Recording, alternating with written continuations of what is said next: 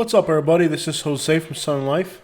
And Katie. On today's video, we're going to tell you what our thoughts are on Sebring, Florida, Highlands County in the year 2023. I'm going to go ahead and ask Katie first what she thought about Sebring, and that way we can get her opinion, and then from there I'll tell you guys what I thought about Sebring. It's a city we've visited almost every year for like the last 7 or 8 years, so we're very familiar with this city. And I'm going to give you an update on how the city's looking compared to other trips we've been on. But we're going to let Katie go ahead and tell you guys what she thought. So during this trip, I noticed that a lot of things have gone in. There's multiple Publixes. It looks like a lot of chains are coming in. Interesting that you would mention that, because from my perspective, I actually thought that they were growing at a fast rate and I expected to see a lot of new things. From my perspective, I actually didn't see anything new that was like different to me. So it's interesting that from your perspective, you saw a lot of new things. And from my perspective, it actually looked exactly the same. The only thing that I noticed is that there's a lot more traffic than on previous trips.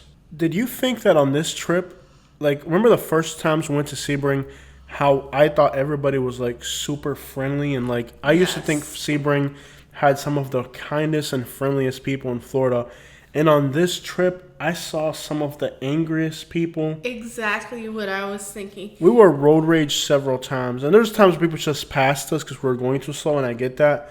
But we were actually road rage a few times. There was a few times I looked in the rearview mirror and I could see people making hand motions and stuff. Like, Sebring used to be a place where the people were so friendly. Like, you would go to Sebring, and on the way out of town, we would be like, wow, that was so nice. Did you notice how friendly people were? But like in a matter of a few years, it went from being one of the friendliest cities in Florida to pretty much borderline some of the nastiest people I've seen. Remember last time we were there, we were noticing a lot of people from Miami moving in? Right, what happened to all those people? Like, you notice that there was less, like, I thought at the rate the Miami population was growing in Sebring, I thought when I went back, I would see like Cuban restaurants, Dominican restaurants. I thought it was like Miami was moving into Sebring, and it almost looks like the ones that were here retracted out. I really expected the Hispanic population to be larger on this trip, and it seems like the Hispanics that came from Miami that were moving into Sebring or exploring the Sebring area kind of left. I'm wondering if it just didn't work out for them or if they didn't like it, because it really seemed like Sebring was about to like have an explosion of population with people from Miami. That was what we saw last time. Yeah. And like, I only saw one Cuban dude at that restaurant we went to. I'm really upset. I don't know if you were upset at what you saw in Sebring. Were you upset at what you saw? Yeah, it was just sad. I mean, it's changing, and it's changing for the worst. I agree. Like, this city, to me, it was growing at a fast rate. I expected a lot of new construction when I went back. I expected a lot more restaurants and businesses that were brand new and open. I also expected the people to be friendly like they used to be, but it seems like Sebring changed completely for the worst. And I was really surprised that this onslaught of people from Miami that was moving into Sebring would kind of change the place for the better. And it almost seems like those people were maybe just exploring the area during COVID, but they didn't really make the move up here. I don't know what, because it seems like there was just this explosion of Hispanic population in this area. And on this trip, I didn't really see any of that. The people that were here were just awesome, friendly people. And I go back now and you're getting road raged everywhere. So things have definitely changed for the absolute worst in Sebring.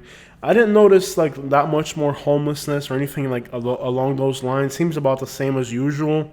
Actually, I saw less people hanging out than usual. Yes, it did seem like there was a lot less. So I wouldn't describe it as there's more crime or there's more homelessness. I would just expect more growth, more development.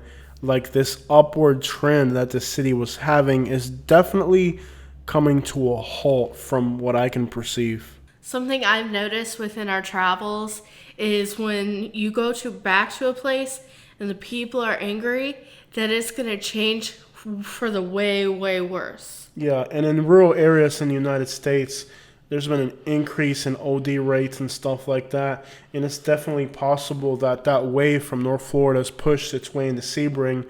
And now you're having in Sebring what destroyed pretty much North Florida starting to work its way in. And eventually, even like LaBelle, remember how nice LaBelle used to be a few years ago? I went back to LaBelle with my dad, and there was literally people passed out on the sidewalk. This one dude was like in a ditch, and I literally had to go out there and help him.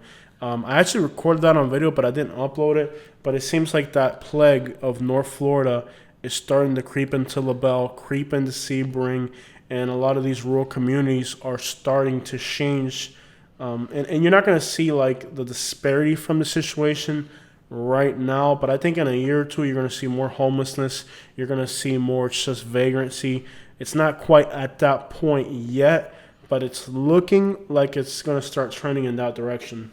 And Florida changes quickly. Like for like 2 years, this place was trending upward. People coming in, real estate was exploding, and now it seems like everything's kind of like on a pause.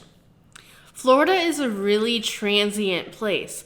And within transient, things change so rapidly, you would not even believe it. Right, you go back to the same place you were at 2 years ago that could have had a huge homeless problem, and that problem could be gone. Or a place that didn't have a homeless problem could now have one. And you go back in 6 months and it's different again. Florida does change rapidly. Like it's when nothing in America changes as fast as Florida. Like places are either in the up or in the down.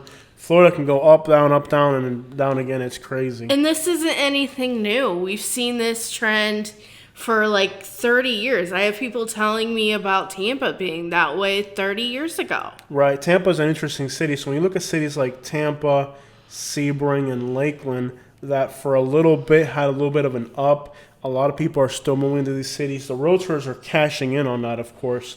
Realtors are telling people, hey, the real estate prices went up. They're going to continue to go up. But I see places like Lakeland, Tampa, Sebring, kind of the central Florida. It doesn't look like it's looking good to me. And I can say the same thing about Orlando. It seems like this little post-COVID wave of people moving to Florida is starting to kind of like slow down to a crawl. But a lot of the realtors are still banking on that momentum to make people think that things are popping off here when it seems like they're really coming to a halt. So most likely, if you're thinking about Sebring, this is a place of retirement, mobile home parks. It's affordable compared to other Florida cities. But I don't know about you, Katie, but to me, even back then, now, whenever, Sebring to me seems like an absolutely toxic place for young people. It does. I remember when we used to go and we'd go to this buffet and it would be all people over the age of 75. Yeah, it's not like that anymore. You're starting to see like a younger retiring crowd here, but it doesn't really seem like a place for young people for a lot of reasons. There are some things to do like bass fishing, there's the racetracks, there's also ATVing, but let's be honest, like not everybody's into those things, and it seems like for the most part, it's a toxic place for young people with very few things to do.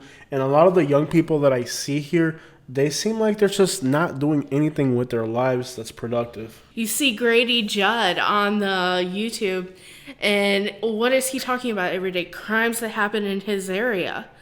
Well, this is the next county over. Do you not think that the same things are happening there?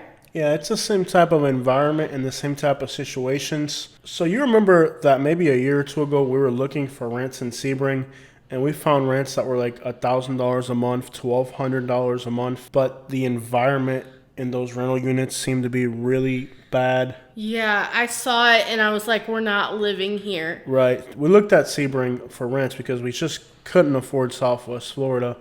And the rents in Sebring were a little bit more affordable, but like I remember we went to this one unit and it was like $900 a month.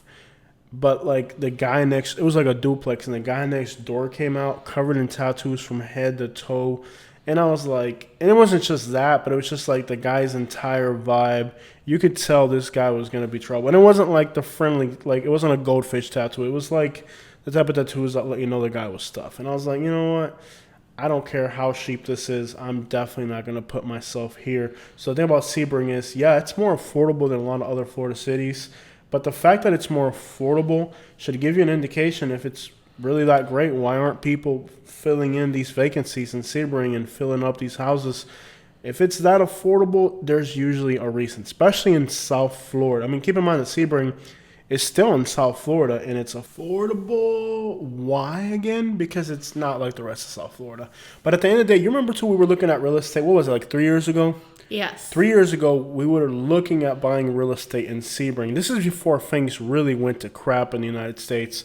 And while we were looking at real estate there, we had a house that was like, what, $95,000 in a kind of more secluded neighborhood, a little bit on the outskirts of Sebring. You definitely don't want to move to like the city core. You want to be like in one of these estate areas on the outskirts. That's where this property was. It was $95,000.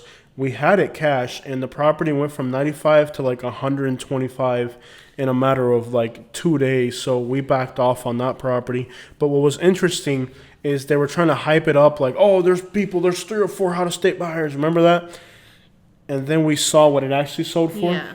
and it wasn't true. So we could have bought a house in Sebring within the budget we had, but the realtor was trying to talk it up like there were so many out-of-state buyers, and those buyers never really existed. So the property actually sold for what it was listed for, which we would have been buyers at that price. So it really seems like that whole real estate transaction at that time, there was a lot of like really shady crap going on with the real estate. I remember way before that, way before the madness even started. I remember looking at this yellow house and it was $70,000. And then I saw a similar house less than a year later going for over $100,000. It was ridiculous. Like the price, and now it's starting to level out. And like I'm seeing properties now in Sebring, Wauchula, LaBelle starting to pop up in a more reasonable price range. I see this car right here. I let this car pass me because the person driving it, you could tell they were visibly irritated out of driving. So it's stuff like that that you just wouldn't see in Sebring. But anyways, like the prices went out of control. They're starting to come back down. And now I'm looking at these houses in Wauchula and Sebring and Arcadia. They're like $110,000. I'm like, you know what? I don't want to live out there. Like even at those prices. Like when I was in Naples, it would have been a dream to move to a small town. But we did the small town thing. We got over that phase. Yeah, I want to live in If the niceness. if the Starbucks isn't like across the street, I'm not interested anymore. And I'm dead serious on that. So the madness is over. Prices are starting to level out a little bit. Maybe it's because the interest rates. Maybe it's because things are starting to calm down again, and now you're starting to see kind of reasonable prices. But all this hype that they gave these places like Sebring, now you're looking at it and you're like, yeah, for what? Like I wouldn't want to live out there. They do have a Publix and they do have a Starbucks, but it takes not just those two things. Like I say a lot of times jokingly on our channel, like, oh, if it's got a Starbucks and a Publix, I'm good to go. That's a pretty good indicator, but it's not the only thing you're looking at when you talk about moving somewhere.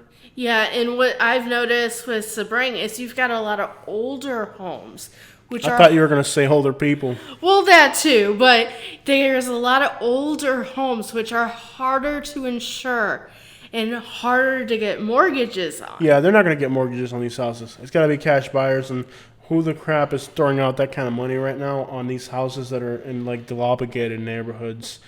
So at the end of the day, it doesn't seem like this price madness is going to continue forever, and it sure isn't going to continue in places like Sebring that don't have a lot to offer. You can pretty much almost guarantee that most reasonable buyers are going to go ahead and throw another $100,000 on top of that and end up like along the coast. I'm going to assume they did build a lot more houses on the outskirts because when we were on 27, didn't it seem like it was a lot more traffic than usual? Yeah, it used to be there's like maybe 3 cars on the road with you. Right, the semi-trucks are heading to Miami, so they're always there before all this. But it seems like there is more traffic and there's more growth in some parts of the city. Like, it seems like south of the city, there's a lot more growth, a lot more traffic and semis and equipment working. But again, what is the draw to this place? I mean, like, really, if you need to be in South Florida for the weather, you have a limited budget, and you understand it's not a fancy place, you could make it work. Are there better neighborhoods on the outskirts? Definitely there are. But you're not talking places with beaches. You're not talking places you're going to go hang out at night. It is still a sleepy, boring little town with not a lot to do. When we first started to look at Sebring, there was entire neighborhoods that were just like abandoned, trapped out, like really like grimy, almost like just incredible like abandonment and decay. And those communities, I think, have cleaned up a little bit. It seems like there isn't like that abandonment. Like you remember the first time we went and there was like trapped out houses with graffiti and all that. Yeah, it seems like people have actually moved into those homes and fixed them up a little bit. It doesn't look as bad, but what is the environment moving in? Like look at this little area. This is like one of the worst parts of Sebring. Notice how they went in, they put pavers, they paved the road, and they put palm trees. And they just kind of made it look nice, but nobody hangs out here. And they've been doing this in a lot of places in Florida. They did it in Fort Pierce. I guess they did it here in Sebring. So they're going into like the poorer neighborhoods, and they're doing these improvements to make the neighborhood look better. But the neighborhood doesn't really like, it looks abandoned. It doesn't even look like people hang out here. And it's weird how like in Florida now, like a lot of cities are going in and they're fixing up these neighborhoods that have a bad reputation. They're putting the investment in, but nothing is really like, this is completely dead. And this is on a Friday night, guys. Like, and Sebring sometimes would have hangout spots 200 or 300 people deep, and we didn't see that many crowds, that many people hanging out. So it seems like maybe something bad happened recently and people are scared to go outside. That's very common. Like this part of Florida, when there's something bad in the air, people just lock away and disappear. And when things are better, like the crowds can get up to 200 or 300 people, then something bad happens and they disappear. I'm not sure why it looks so empty in that part of town, but I know it's like an accordion. It expands when things are good and it contracts when things are bad. And it really seemed like the city was empty on this trip, which is kind of strange for a Friday. And with this area, like you can go back a week later and there's a lot more people out. Like he said, it's an accordion effect. Something happens and then everybody hides away. And I didn't see people walking dogs. Like the people that you saw walking were coming back from school or going somewhere. Like you don't see anybody walking dogs or riding bike. Like there's nobody doing recreational activities. Like that is usually a really bad sign. Like usually when you go into a city, you'll want to see people walking their dogs or just doing like normal recreational like outdoor activities throughout the city. I saw very little. Like the whole town looked like a ghost town, and the weather was perfect. It wasn't too hot. It was a Friday night. It just seemed kind of depressing and boring for the most part. I really don't see any positive growth happening in this area right now. And if you're a young person with a family, I would stay out of this place. It just looks depressing and bad. If you're retired and you need to retire on an income, there's a few good benefits to this area.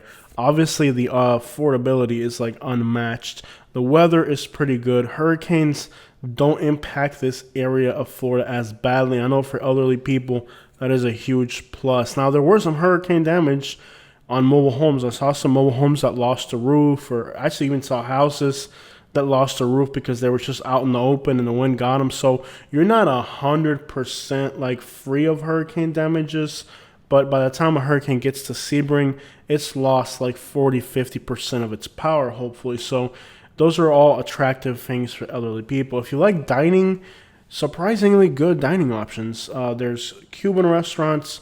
There's the Cowpoke, which is like an American Florida restaurant that I absolutely love.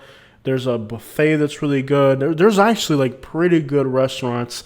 There's like several Jamaican restaurants in the Sebring and Avon Park area.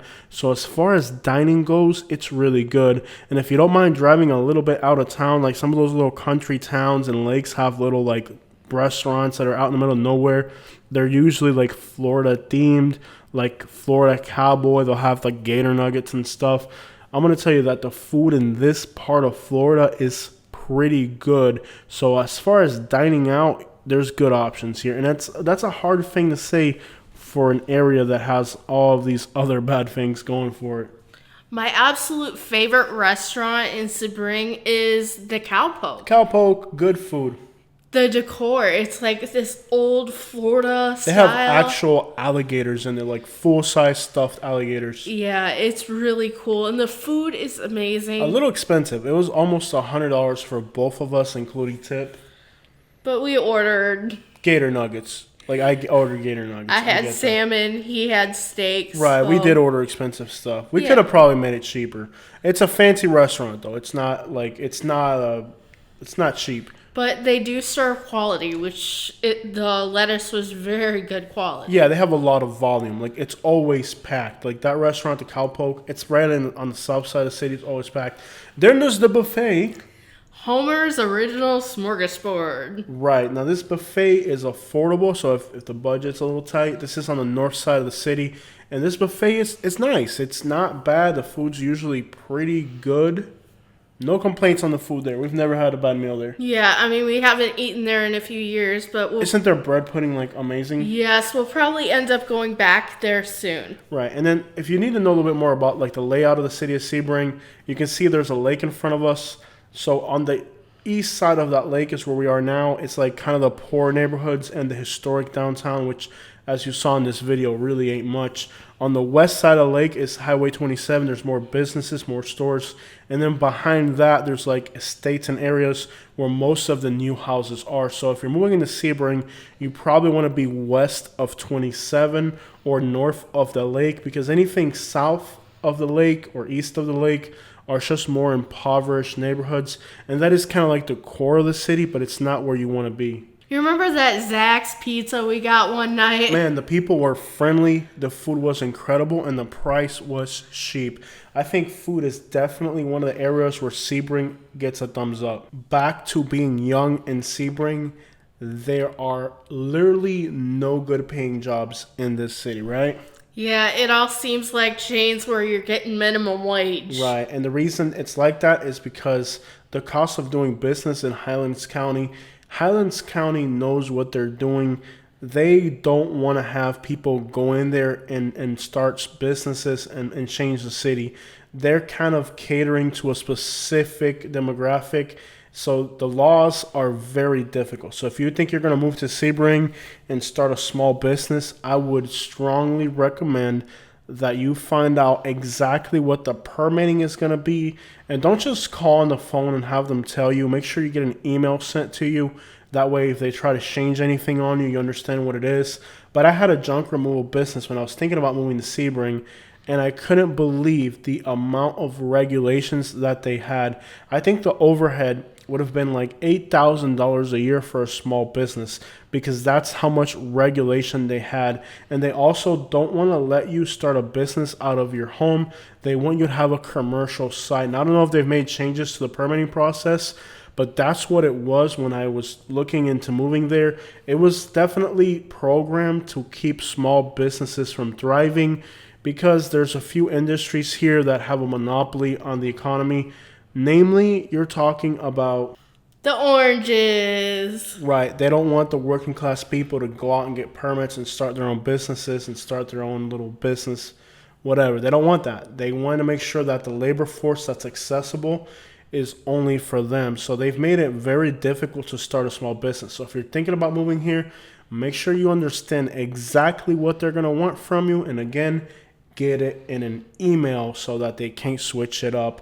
They're not small business friendly. They don't want it to be small business friendly, because again, that's how a lot of the young people are able to get ahead. So we can almost say that this place is designed to hold you down. So it's no surprise that the statistics and the outlook for the youth here is deplorable. They really want to keep this a city for old people, and there's no nice way of saying that. But if you look at the way this place is set up, it's really set up as a retirement community. The people move here and then they pass away, and then other move here to take their place. And that means that there's always going to be an influx of people, Who are elderly. and they're going to, pass away. and that means that the properties will eventually, Be back on the market in a revolving cycle. right. So with a place that there's a constant influx of vacancy, that's not really good if you're renting. That's not really good if you're selling and you're trying to make a profit. It's good if you're buying, but buying for what purpose? Because there's not really this expectation that this place is going to have a shortage. These are old people. In like 5 to 10 years, like 40% of them are going to be gone. And if they're not replaced, it was interesting how for a while they were being replaced by Hispanic families coming out of Miami. That trend came to an end. I don't know if there was a clash here of some sort.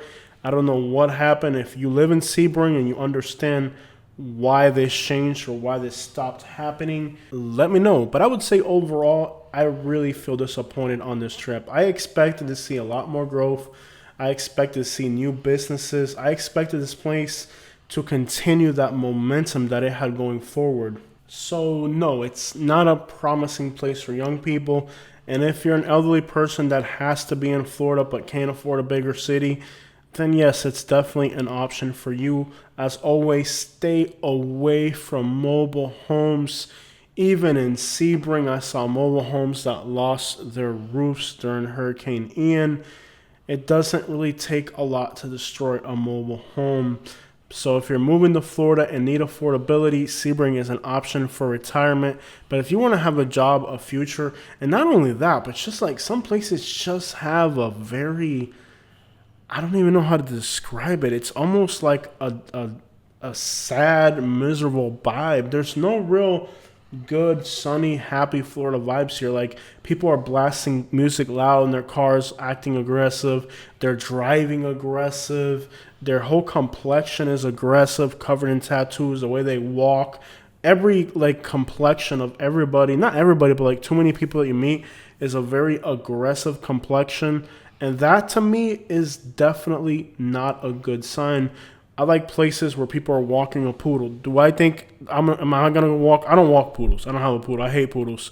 But I'm pleased to walk outside in Bradenton, Florida, and see other people walking poodles. So it lets me know my neighborhood's safe. I would rather see people walking poodles. As much as I hate poodles, I would rather go outside and see people walking poodles and biking than to see people driving erratically in a rush to get where. Where's there even to go to in Sebring? You know what I mean? They're just angry. They're upset at the world. It just has a bad vibe, bro. Like there's no nice way of saying it, really. The place just has a depressing vibe. It doesn't have that Florida feel. It has like a rural Nebraska type of feel to it. I think the whole town has irritable bowel syndrome. They're definitely irritable and they're definitely bowels. I would say this is possibly one of the most unhappy towns I've seen in Florida. And it wasn't like that 4 years ago. Like, we would go to Sebring, and it was a refreshing thing to go to the smaller town where people were friendly and they had like this southern drawl to them. And they were just, and then like all of a sudden, in a matter of like a few years, it went from like a calm, quiet, friendly town to people road raging you and trying to pass you, and definitely a completely different vibe. I don't know what happened to Sebring and why the people are so irritable, but it's definitely not a cool vibe. And I don't recommend this town to anybody other than like Midwestern people who are retiring and only have $100,000. If there's any other town you want us to give our take on, let us know. We'll be happy to go out there and let you know what we think and how it's changed. All right, so we're in Central Florida now, close to Bradenton. So we're in this area of Florida. If there's anything in this part of Florida you guys want us to explore, let us know in the comments and we'll go out there and check it out for you. And also consider maybe making a donation or super thanks. That will fill up the gas tank and allow us to be able to see more cities. Right, it's really expensive where we live now, so any donation helps us get back on the road and encourages us more than anything to know you guys are supporting us so we can get out there and do more work for you. Checking out from beautiful Florida.